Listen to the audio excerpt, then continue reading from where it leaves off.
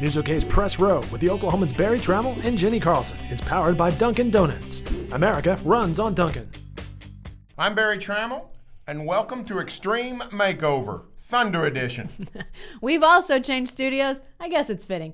From the Opopco Studios in Oklahoma City, you're watching the Press Row. I'm Jenni Carlson. Press Row is sponsored by Dunkin' Donuts. Barry, big trades for the Thunder at the trading deadline. Look like the trade deadline might go by quietly, and then all of a sudden, big trades involving the Thunder in Boston, bringing Kendrick Perkins and Nate Robinson to Oklahoma City, sending Jeff Green, the big one sent away, but also Nenad Krishik, and then a deal with the Bobcats to bring Nazr Mohammed here. Wow, we didn't see this coming, but this changes. Maybe not everything, but it sure changes a lot. The Thunder is going to look totally different for this reason. Look at the starting lineup. Out is Nenad Krishik, in is Kendrick Perkins. Out is Jeff Green, in almost surely will be Serge Ibaka. The Thunder has made serious defensive upgrades in its starting lineup. We've been preaching it for 2 years. The Thunder needs to improve its defense, primarily that interior defense, cutting off penetration in the lane, not letting guys get to the rim when they do get in the lane, and all of a sudden the Thunder's a lot better in the middle. And I don't think it's a non-coincidence that this trade comes the day after Tony Parker just torched the Thunder. 64 first-half points by the Spurs, indicative of the problem. The Spurs point guard, just like a whole lot of point guards in the Western Conference, got to the rim very easily Wednesday night against the Thunder.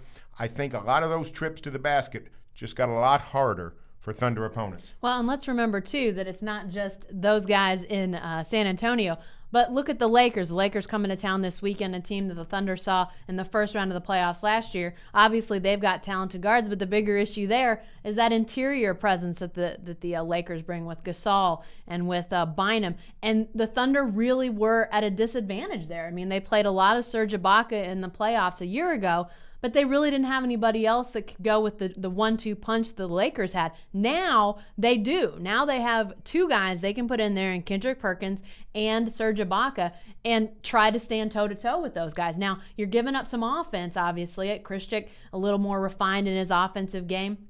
Jeff Green, obviously a more refined offensive player with more versatility, but he's been playing out of position, really, in this Thunder starting lineup, Barry. And now they're going to have a guy at that 4 spot that is playing his actual position, who's going to provide more of a physical presence against those power forwards. It really does defensively change so much for everybody, not just those the 5 and 4 spot, but think about what that does at the 1, 2, and 3 and how much that helps those guys being able to now play with that freedom of knowing, hey, we've got 2 guys in the post that can handle what they're doing. Well, that's true. Now, on the other hand, to get something, you have to give up something, and the Thunder will miss Jeff Green. He's a wonderful, versatile player. His value really can't be understated. He can play inside, can play outside, does a lot of little things. He's really sort of a blue-collar worker with a white-collar athletic ability. And what we saw even last night, Jeff Van Gundy on the ESPN broadcast talked glowingly about Jeff Green's pick-and-roll defense. One of the few guys, cover a big guy, but he can switch off to the little guy and stay with the little guy pretty good. That's the kind of versatility that will be missed. He's also capable of scoring. We saw he led the Thunder in scoring on Tuesday night against the Clippers. So Jeff Green, no doubt about it, he will be missed.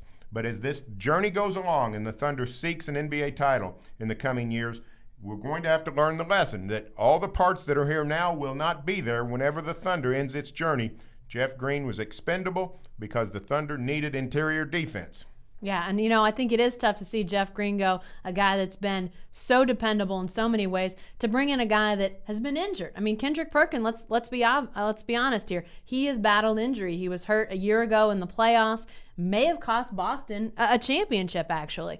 He was that valuable to them. He missed a good chunk of this year, only recently returned, has played a limited amount of games. So he's been healthy since he returned. Can he stay healthy long term? I mean, remember, this is something that the Thunder has been really pretty blessed with since they've been in Oklahoma City. Haven't had a lot of major injuries, and here's a guy that is coming in now. He is on the last year of his contract. He had already turned down a big deal from Boston to stay with his current contract. So if things don't go well, they can cut ties. But obviously, you are taking a bit of a risk with a guy that has had some injuries. But if he can bring what he's brought in the past to the Thunder, I think it changes things for the positive. And obviously time will tell on that, but I think the Thunder think he's worth rolling the dice. Hey, stay with the best coverage team anywhere at newsok.com and every day in the Oklahoma.